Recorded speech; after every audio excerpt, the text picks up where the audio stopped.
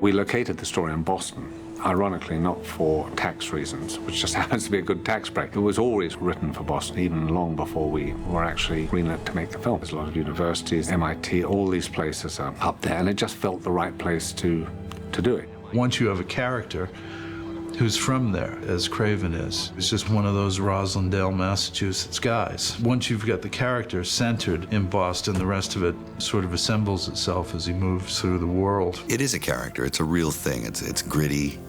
You hear it in their voices, in their attitudes, in their wits. I got nothing. Nothing. I don't have enemies. I never lived life or said what I thought enough to have enemies. Listen, you know I understand. I'm not starting a personal conversation with you, Bill. Don't get nervous. Your environment's very important in any world. I mean, we're entering a world here. It's firmly rooted in, probably, I'd say, in the United States, it's probably the closest thing to almost kind of European history that we've got here is Boston. And it's got really interesting history, too. You know, the walls almost talking to you there. I think it's got a real colonial feel to it, you know? It's almost like going home a little bit, you know? And all the names, you know, it's Chelsea, Manchester. You go down to Southie I go down there with a couple of the boys, the Teamsters, you know? Public drinking is illegal in Massachusetts. Everything's illegal in Massachusetts. It's like the old story, you're either a cop if you come from there or you're a gangster, you know? But, you know, you go there, it's like the East End of London. You go down there, it's just normal people having a drink and partying and all that. But the Boston itself is, especially after coming out of New York, all of a sudden it opens up, you know? You can see the sky and it's a beautiful city, you know?